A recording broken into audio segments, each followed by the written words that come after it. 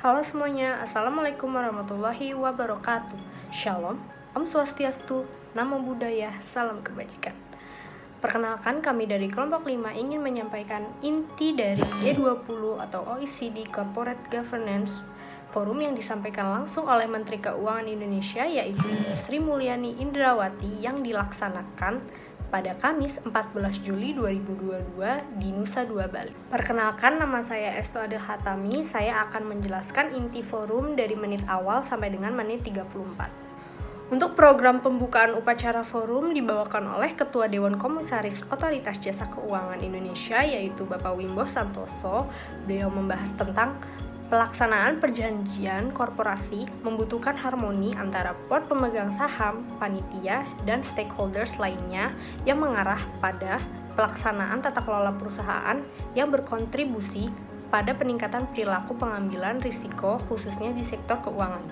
Setelah adanya pandemi COVID-19, perusahaan praktik tata kelola perlu menyesuaikan model bisnis mereka yang memiliki perubahan lingkungan yang cepat, tidak hanya untuk meningkatkan peluang, tetapi institusi finansial juga perlu merespon risiko baru yang disebabkan oleh teknologi perkembangan dan juga perubahan iklim. Baru-baru ini, Maske Komite telah merilis makalah yang mempertaruhkan dan juga mengusulkan bahwa kita harus berhati-hati dengan aset kripto yang bersifat alami karena adanya digitalisasi. Kita juga harus mengikuti bisnis yang sama, risiko, dan juga aturan prinsip untuk mengurangi risiko akibat adanya digitalisasi. Forum Tata Kelola Perusahaan ini membahas tentang langkah penting di bidang pemerintahan seperti dalam menggabungkan isu-isu keberlanjutan dan digitalisasi untuk direvisi. Sebagai ekonomi global, secara bertahap dalam proses pemulihan dari pandemi COVID, penting untuk dibangun kembali dan lebih kuat. Corporate governance penting dalam menentukan peran dan manajemen bisnis untuk memastikan bahwa semua pengambilan keputusan adalah yang terbaik bagi semua pemangku kepentingan. Implementasi tata kelola perusahaan dengan prinsip 3 Hitakrana yang mengeliputi hubungan antara people and nature yang mencerminkan komitmen antara person and person atau person to community or people, dan juga mencerminkan komitmen untuk meraih pertumbuhan ekonomi yang berkelanjutan dengan menangani perubahan iklim dan nature. OJK menyadari landscape keuangan dan risiko yang dihadapi akhir-akhir ini sangatlah dinamis dan tidak ada pendekatan satu ukuran yang cocok untuk semua tata kelola perusahaan, yang berarti bahwa pedoman ini memungkinkan akan direvisi ke depannya tergantung sifat bisnis. Sebagai pengatur dan pengawas keuangan Indonesia, OJK sangat berkomitmen untuk menyediakan pedoman atau arahan yang relevan dengan diperkuat kerangka perjanjian standar perusahaan termasuk prinsip G20 OECD. Indonesia akan menjadi model aturan dalam pelaksanaan finalisasi standar G20. Forum selanjutnya disampaikan oleh Ibu Sri Mulyani yang menyampaikan bahwa COVID-19 telah mengungkap kelemahan dalam tata kelola perusahaan dan juga pasar modal. Seiring dengan adaptasi, kondisi mulai kembali normal dan perlahan pulih. Pembangunan ekonomi yang berkelanjutan adalah salah satu cara untuk meningkatkan basic perusahaan agar dapat membaik. Gagasan ekonomi muncul dari dua faktor penting utama, yaitu yang pertama ada degradasi irreversible atau dari sumber daya ekonomi dan semua jenis yang disebabkan oleh aktivitas manusia. Yang kedua ada incompatibility atau ketidakcocokan standar optimalisasi ekonomi dengan dinamika sumber daya yang ada. Selanjutnya, pertukaran yang sangat kompleks antara pertumbuhan dan stabilitas, di mana pertumbuhan tidak harus pada biaya berkelanjutan dan begitu juga sebaliknya. Sejak tahun 1987, laporan Brundtland menyediakan ide dari pembangunan berkelanjutan, di mana ide tersebut telah digunakan semakin sering, di mana arus untuk memenuhi kebutuhannya sendiri yang dijelaskan dalam laporan tersebut. Menurut Ibu Sri Mulyani, dampak dari COVID-19 ini menjadi masalah yang serius di mana mengganggu kestabilan ekonomi suatu perusahaan, yang dimana sudah menjalankan lebih baik, namun dengan adanya pandemi ini menjadi tidak menjalan sesuai apa yang direncanakan suatu perusahaan. Dengan ini, Bu Sri Mulyani juga menjelaskan ada dua faktor cara untuk menyelesaikan suatu masalah ini atau untuk mengintervensi suatu masalah dari COVID-19 ini, yaitu ada dua cara. Yang pertama ada degradasi irreversible dan tidak kecocokan standar optimalisasi ekonomi. Tetapi tidak hanya dua cara ini saja yang menyelesaikan suatu masalah dari pandemi ini, tapi yang utama ada 2 faktor dari ini. Dengan ini pembangunan ekonomi harus berjalan sesuai apa yang dijalankan setiap tahunnya. Ibu Sri Mulyani juga menjelaskan harus adanya kegiatan yang lebih baik, di mana generasi yang akan mendatang juga harus melakukan suatu perubahan yang lebih baik, yang dimana dari generasi yang sebelumnya sudah menjalankan yang lebih baik, dengan itu generasi yang akan datang harus menjalankan lebih baik atau mengembangkan generasi sebelumnya. Dengan itu dampak yang dipengaruhi dari yang dibilang oleh Ibu Sri Mulyani bahwa kegiatan perekonomian tidak hanya generasi yang akan datang harus lebih baik, tetapi juga harus adanya gagasan sosial seperti CSR yang dimana sangat berpengaruh dalam kegiatan bisnis. Tidak hanya dalam perekonomian, tetapi juga dalam yang diharapkan tidak hanya dalam bisnis, tetapi juga konsumen, lingkungan, masyarakat, pendidikan, dan kesehatan.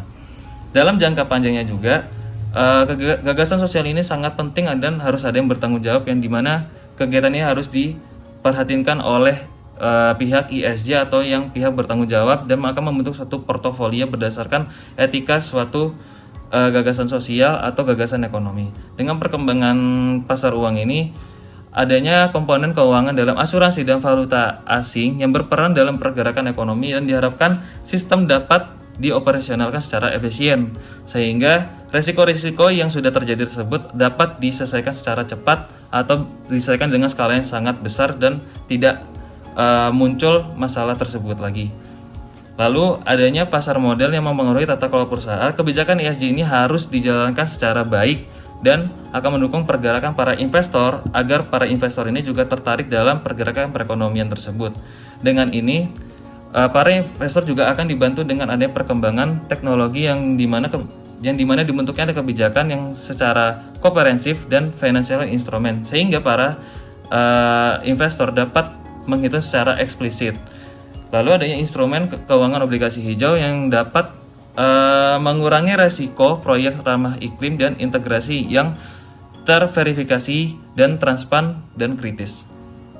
Pertumbuhan pembangunan ekonomi juga memerlukan obligasi membangun berkelanjutan yang diharapkan menarik minat tren seperti untuk mengurangi krisis politik, sehingga juga dapat meningkatkan risiko yang lebih baik.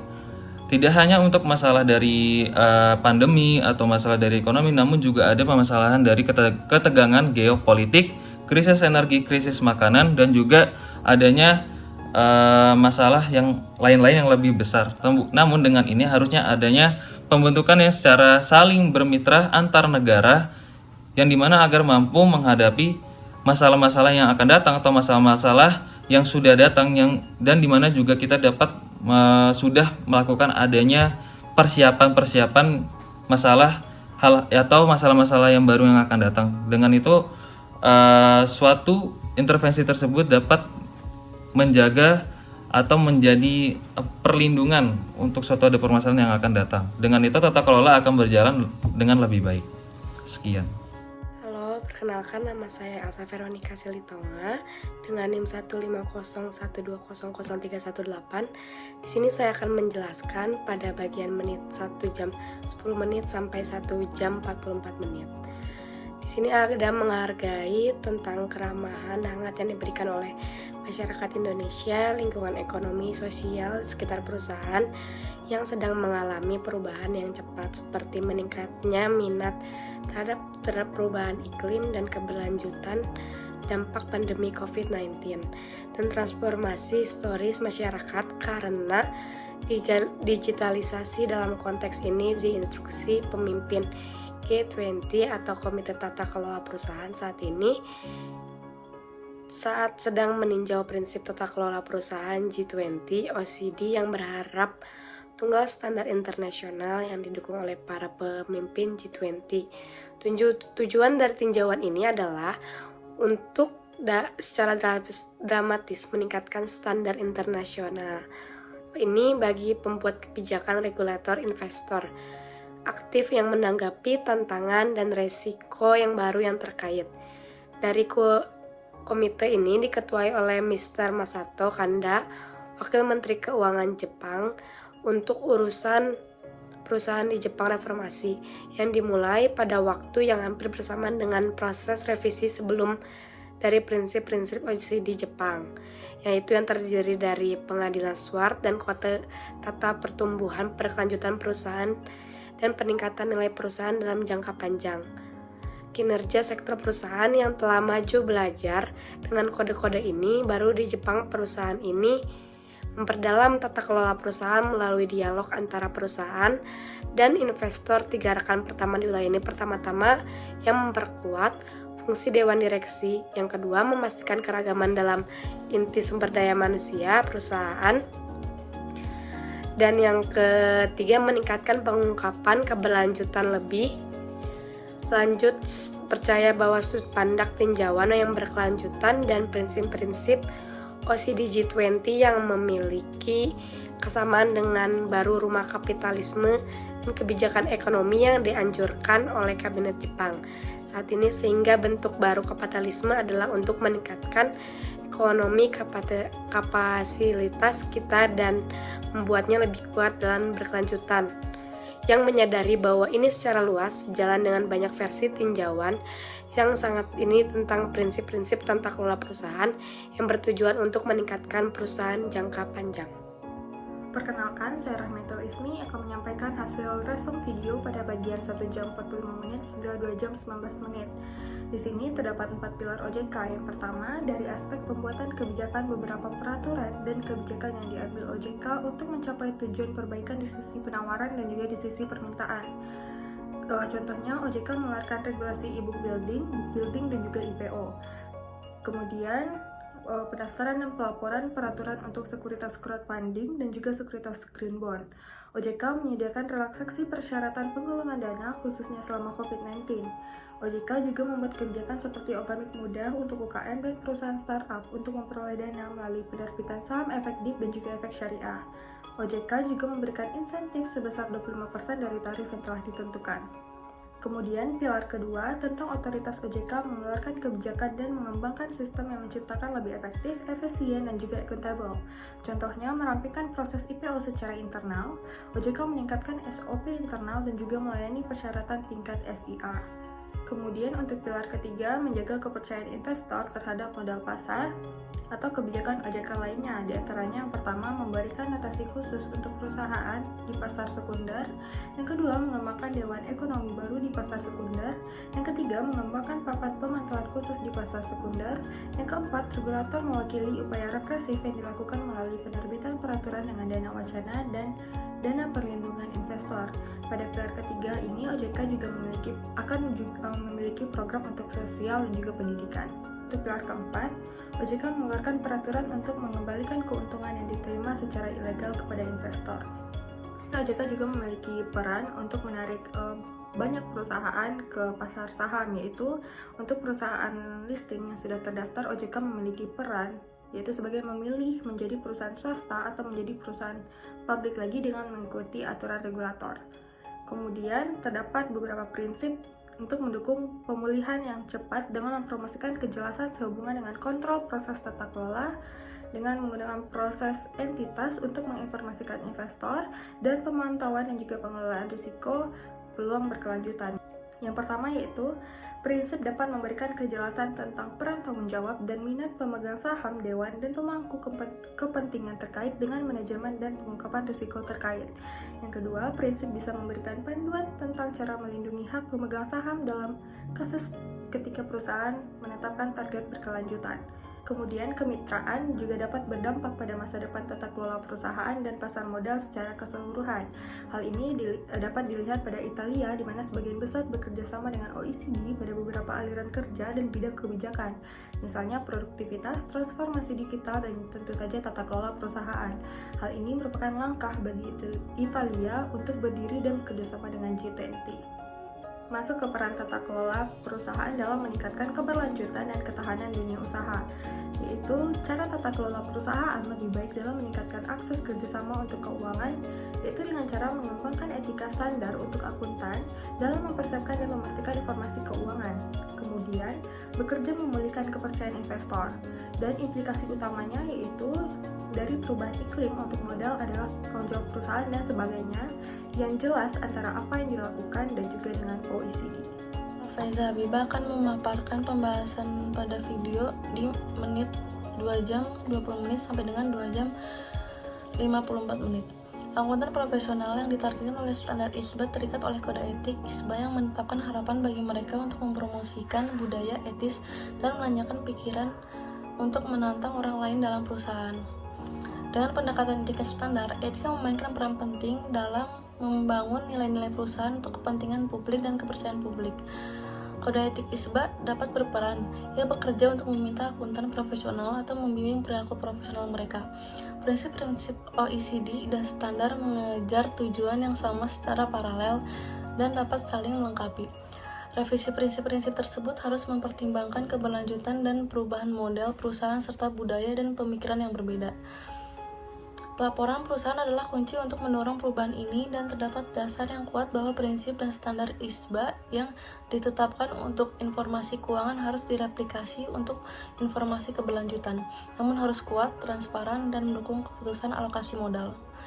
Infrastruktur pelaporan keberlanjutan oleh Dewan Stabilitas Keuangan memberikan dasar etis yang diperlukan agar prinsip-prinsip OECD yang direvisi dapat diterapkan secara efektif dan diaktifkan sebagai standar kunci G20 yang penting dan relevan. Keberlanjutan dan ketahanan di sektor bisnis adalah masalah utama bagi semua ekonomi G20. Marco mengatakan Brazil sedang menjalankan agenda reformasi menyeluruh untuk memperbaiki lingkungan bisnis yang menghabiskan seluruh siklus hidup perusahaan untuk memudahkan memulai bisnis. Di Brazil telah mendiskusikan mana yang akan menjadi kebijakan terbaik untuk meningkatkan bagaimana perusahaan menangani dan mengelola risiko keberlanjutan yang terkait dengan aktivitas mereka. September 2021, Bank Sentral mengumumkan pengungkapan wajib sejalan dengan rekomendasi TCFD untuk lembaga keuangan. Pada tahap pertama, aturan tersebut mensyaratkan pengungkapan aspek kualitatif. Pada tahap kedua akan diperlukan informasi kuantitatif dari perusahaan keuangan. Pada tahun 2021, Komisi Pertukaran Sekuritas SEC diubah menjadi aturan utama yang mengatur pengungkapan perusahaan terdaftar termasuk penambahan persyaratan baru. Menariknya, kedua kerangka ini memperkenalkan persyaratan pengungkapan yang melalui isu-isu terkait iklim yang berarti bahwa masalah keberlanjutan lainnya seperti tenaga kerja dan keragaman juga mempertimbangkan dalam kerangka untuk perusahaan milik negara. Setelah diskusi tentang pihak kerja privatisasi dan properti milik negara dari OECD, pada tahun 2001 Brazil dianggap telah mengikuti pedoman tata kelola perusahaan BUMN. OECD meluncurkan laporan yang disebut Kebijakan dan Praktik Keberlanjutan Tata Kelola Perusahaan di Brazil atau di Rio. Kesimpulan utama dari laporan yang mungkin juga berguna untuk negara berkembang besar lainnya. Pertama, transisi iklim harus dilihat sebagai peluang bagi Brazil untuk lebih mengembangkan pasar modal. Perusahaan umum Brazil memiliki akses ke sumber daya alam yang luar biasa dan investor lembaga global telah meningkatkan dana untuk berinvestasi jika pasar publik dapat menghubungkan keduanya secara efektif. Bagian ekonomi dan lingkungan Brazil akan sangat diuntungkan. Kedua, adalah permintaan yang kuat untuk pengungkapan keberlanjutan stabilitas perusahaan untuk memanajer aset yang berinvestasi di Brazil sehingga perusahaan telah menanggapi permintaan ini dan mungkin yang paling hilang dari pasar adalah penerapan standar akuntansi keberlanjutan tunggal.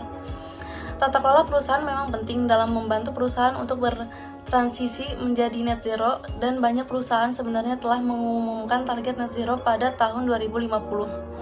Mulai menerapkan transisi perencanaan itu penting karena akan melalui waktu peningkatan, konsistensi, dan kualitas pengungkapan atas perencanaan yang dilakukan dan pengungkapan apapun yang dibuat. Di sini, Ellis menuturkan bahwa dengan TCFD butuh sedikit waktu untuk perusahaan memahami apa yang diminta dan untuk menyematkan proses. Marco juga menyebutkan mungkin baik atau lebih mudah untuk kita jika memiliki suatu standar akuntansi secara global.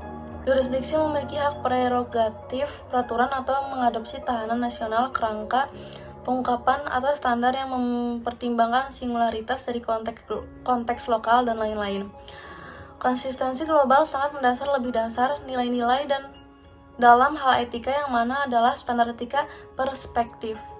karena sebagian besar prinsip etika bersifat universal yang tidak tunduk pada mereka tidak dapat dikalibrasi dan mereka tidak dikenakan trade-off karena mereka adalah fundamental universal. Gabriela mengatakan penting bahwa dalam hal ini masa transisi ada beberapa kepentingan pihak pemangku, kepentingan investor, dan lain-lain, setidaknya memiliki beberapa tingkat kenyamanan yang diberikan oleh jaminan penyedia. Di sini juga Marco mengatakan akan sangat sulit bagi perusahaan dan regulator untuk menangani dengan jumlah keberlanjutan yang besar dalam waktu singkat. Dengan itu, kita perlu berpikir tentang memprioritaskan masalah apa yang paling relevan dan juga memiliki fleksibilitas bagi perusahaan untuk mengidentifikasi apa yang mereka perlu buka. Tapi di sisi lain, kita perlu memikirkan dampak dari informasi ini. Laporan lain dari OECD tentang perubahan iklim dan tata kelola perusahaan menunjukkan bahwa perusahaan yang terdaftar menghadapi perubahan iklim sebagai resiko material finansial mewakili 2/3 pasar global dan banyak uang yang dipertaruhkan di sana. Assalamualaikum warahmatullahi wabarakatuh. Nama saya Rizky Bagus Pramana dengan NIM 150119137. Saya di sini akan membacakan jawaban saya yang di dalam video G20 di menit 175 sampai 209. Jadi sebagai agen pembangunan bangsa, BUMN Indonesia dihormati untuk mendukung kesejahteraan masyarakat dan menjadi pelopor dalam sektor bisnis dan kegiatan yang belum diraba oleh sektor swasta. Sejak tahun 2005, keempat perusahaan BUMN ini telah menunjukkan pertumbuhan dan ketahanan. Kedua, inovasi model bisnis melalui pembangunan ekosistem, pembuatan strategis, peningkatan manajemen, pemangku kepentingan, dan fokus pada bisnis inti. Ketiga, kami ingin mengembangkan kemampuan digital seperti manajemen data, big data. Dan keempat, kami ingin BUMN meningkatkan investasi di Indonesia. Kami ingin melepaskan talenta BUMN sebagai talenta Republik Indonesia dengan mendidik dan melatih tenaga kerja untuk mengembangkan sumber daya manusia yang berkualitas. BUMN konsumsi umumnya menghadapi masalah keuangan karena pengambilan keputusan mengikuti prinsip tata kelola perusahaan. Pertama, kami memperbaiki proses pengambilan keputusan dengan menggunakan matriks keputusan dan dashboard keuangan. Kedua, organ dan fungsi manajemen risiko. Ketiga, memperkuat peran komisaris dalam teks yang lebih luas dengan BUMN yang mengeluarkan keputusan mengenai bertentang manajemen risiko. Dewan Eksekutif bertanggung jawab untuk menetapkan strategi dan toleransi risiko, menangkap parameter risiko yang diperlukan, memantau terhadap penyangga toleransi risiko, memitigasi dan melaporkan risiko dan meningkatkan sistem kontrol perusahaan. Salah satu parameter penting untuk menentukan kekuatan manajemen risiko adalah kelengkapan organ dalam rantai nilai manajemen risiko. Kementerian akan memerlukan platform manajemen risiko perusahaan untuk mengukur risiko. Ini adalah tahun pertama Kementerian telah mengambil risiko konsolidasi sebagai laporan keuangan konsolidasi yang mencakup semua negara atau perusahaan di bawah manajemen kami. Terima kasih dari saya. Sekian. Halo, perkenalkan nama saya Masito Kartika Ningrum dengan NIM 150 120 1438 akan menjelaskan materi dari menit ke 210 hingga selesai. Menurut Mathilda, standar akuntabilitas dan transportasi tata kelola yang diterapkan dalam OECD tentang tata kelola dan perusahaannya yang dapat menyoroti beberapa prioritas yang didasari dalam sebuah pengalaman yang mereka telah diskusikan dengan banyak negara yang berbeda, termasuk negara-negara berkembang. Salah satu prioritas pertama yaitu sentralisasi FOSI, kepemilikan negara karena pendorong yang kuat dalam pengembangan persyaratan tata kelola perusahaan tentunya dapat membantu memperkuat dan memobilisasikan dan kompetensi yang relevan dengan pembangunan berkelanjutan secara umum. Salah satu poin utama yang kami perhatikan adalah bahwa lembaga keuangan adalah operasi umum serta konglomerasi memiliki kompleksitas tersendiri, sehingga struktur pemerintahannya harus berbeda dari struktur tata kelola perusahaan perorangan. Sehingga salah satu aturan OJK adalah untuk lembaga keuangan yang merupakan konglomerasi. Mereka harus memiliki komite khusus lembaga dalam BC di tingkat senior yang mengelola interaksi risiko antar anak perusahaan. Akan menjadi sulit bahwa negara maupun dapat mengatasi dengan pada saat yang sama harus menjadi orang yang memberikan kredibilitas bahwa reformasi sedang terjadi. Mengintegrasikan seperti tujuan iklim ke dalam kebijakan kepemilikan sehingga pada tingkat portofolio secara keseluruhan dan kemudian seperti untuk investor swasta memastikan bahwa BUMN masing-masing memiliki tujuan terkait iklim yang mereka masukkan tujuan ini ke strategi investasi jangka panjang mereka. Tantangan apa yang dihadapi Indonesia dalam mengungkapkan promosi non-keuangan yang kuat dan non-finansial? Bu Nelly bukanlah orang PNS. 2 tahun yang lalu, ia berasal dari sektor swasta. Dalam proses ini, dalam tantangan terbesarnya yaitu portofolio yang sangat beragam. Yang kedua, Bu Nelly mengatasi ini dalam kompleksitas dan kurangnya kondensasi selama proses perencanaan. Bagaimana manajemen risiko dapat mempercepat proses pengambilan keputusan adalah kita hidup dalam situasi di mana orang terkadang takut membuat keputusan dan memiliki koridor risiko yang lebih baik. Kemungkinan kita untuk mengambil risiko dan sepadan dengan apa yang dimandatkan oleh pemegang saham untuk kita lakukan. Terkadang kita hanya akan disalahkan jika kita mengambil risiko berlebihan, tetapi tidak mengambil risiko dalam koridor itu begitu kita memiliki eksekutif koridor itu. Tetapi tanpa koridor itu, mereka menjadi ambigu dan tidak tegas. Selanjutnya dikatakan oleh Rendra bahwa pembangunan Asia memang bahwa BUMN memainkan peran ganda. Tetapi menurutnya sangat penting terutama dalam konteks ini untuk menyebutkan bahwa pembangunan memiliki peran cukup besar dalam menanggapi pandemik. Dampak dari pandemik ini harus memikul beban lebih besar. Pada saat Rendra berkuliah di London, beliau ditanya oleh profesornya mengenai aset apa yang paling berharga di perusahaan. Beliau menjawab, aset yang paling berharga adalah tenaga kerja. Karena tenaga kerjalah aset paling berharga di perusahaan manapun karena merekalah yang menghasilkan. Terima kasih. Sekian dari kelompok kami. Terima kasih sudah mendengarkan hingga akhir. Wassalamualaikum warahmatullahi wabarakatuh.